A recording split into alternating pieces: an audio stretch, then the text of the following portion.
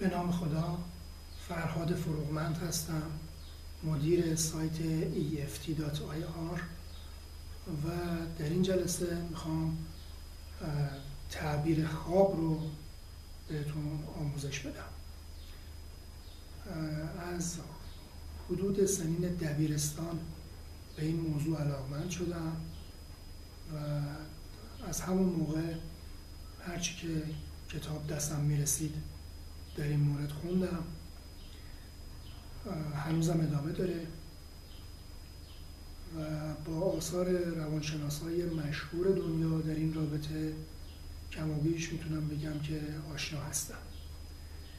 از کتاب‌های متداولی هم که توی جامعه ما چاپ میشه اینا هم کم و بیش خبر دارم و حالا امروز میخوام به شیوهی بهتون این موضوع رو درس بدم که دیگه نیازی چندان به اونجور کتاب ها نداشته باشید. اونچه که میگم در واقع هم اصاره اون کتاب هاست و هم تجربه خودمه و سعیم میکنم که نسبتاً خلاصه آموزش بدم که خیلی وقتتون رو نگیره. اولا بگم که این چیزی که اینجا امروز میگم برای آدمای معمولی و عاقله، نه برای بیماران روانی. اونا قصهشون فرق میکنه و تخصص ویژه‌ای داره.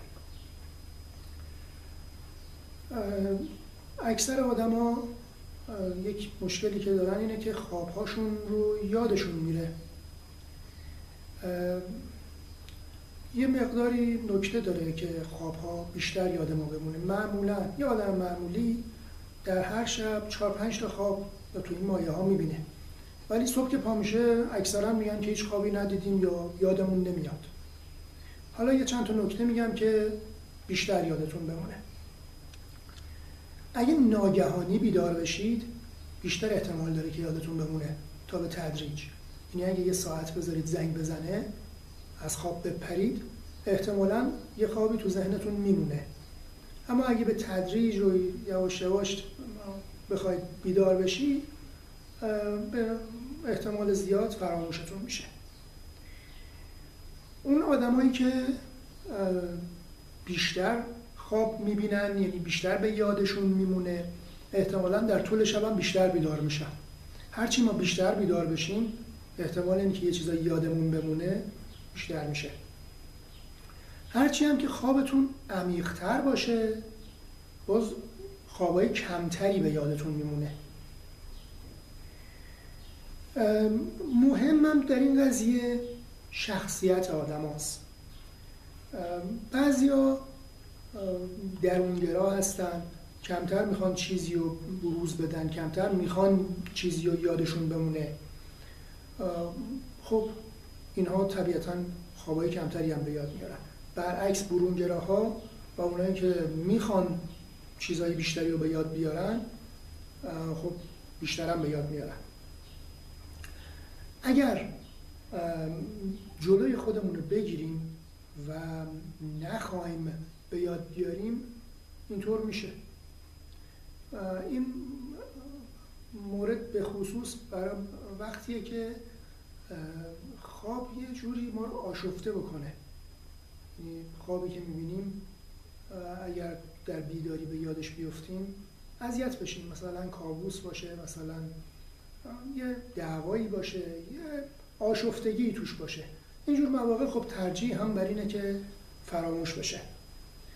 اگر قرص خواب بخورید احتمالاً کمتر خوابتون رو به یاد میارید و اگر بعد از اینکه بیدار شدید یه مدتی دور و بر 10 دقیقه یا بیشتر بیدار بمونید احتمالاً خوابتون به یادتون میمونه. اما اگه دوباره بگیرید بخوابید به احتمال قریب به یقین فراموشتون میشه. من بارها برام شده که خوابی دیدم، از خواب بیدار شدم، همون نصف شبیه تعبیرش هم کردم و همش هم مثلا 2-3 دقیقه بیشتر طول نکشیده. بعد گرفتم خوابیدم. صبح پا شدم هم خواب و هم تعبیرش یادم رفته بوده. اینه که بایستی چند دقیقه‌ای 10 دقیقه یا بیشتر بیدار بمونید تا تو ذهنتون بمونه. برای اینکه بیشتر خواب‌ها تو ذهنتون بمونه یا به تعبیر معمولی بیشتر خواب ببینید، باید به تعبیر خواب اهمیت بدید. من هر وقت که کتابی در این مورد میخونم یا فیلمی میبینم، خلاصه یک خبری میشه در مورد خواب دیدن، خوابام هم زیاد میشه. در عوض هر وقت که به موضوعی دیگه‌ای توجه دارم تو زندگی، خوابام کمتر یادم میمونه. و از همه مهمتر، خواب دیدن یا به یاد موندن خواب، اینطور بگم، بایستی یه فایده‌ای برای آدم داشته باشه، برای شخصی که خواب میبینه. و اگر هیچ فایده‌ای نداشته باشه، همون بهتر که فراموش باشه. اگر شما خواباتون رو بتونید تعبیر کنید و به عبارت دیگه فایده‌ای براتون داشته باشه، خب طبیعیه که بیشتر هم به یادتون بمونه. خیلی از مردم خواباشون خب یادشون میره. راه ساده‌ای هم برای این حل این مشکل وجود داره. از خواب که بیدار میشید بنویسید یا ضبط کنید. یه مداد و کاغذی دم دستتون باشه، نکات کلیدی خواب و تلگرافی تو 2-3 خط کل خوابو بنویسید. بعد بگیرید بخوابید. به احتمال خیلی زیاد صبح که از خواب پا میشید، اون نوشته ها رو اگر بخونید، حتی اگه بدخط هم باشه و بی‌دقت هم نوشته باشید و اینا، به احتمال خیلی زیاد قسمت اعظم خواب رو یادتون میاد. اگر هم حوصله نوشتن ندارید، یه دستگاه ضبطی اگر پیدا کنید و بغل دستتون باشه، یه ضبطی بکنید. البته مشروط بر اینکه کسی دور و برتون نباشه که صداتون رو بشنوه و بیدار بشه. این هم روش بدی نیست. خواب یه چیزی رو به ما میگه که ما نمیدونیم. اگه چیزی رو به ما بگه که بدونیم که بی‌ارزشه. یعنی مثلا من بچه دارم و در خواب ببینم که بچه دارم، خب که چی؟ خودم که میدونم دارم.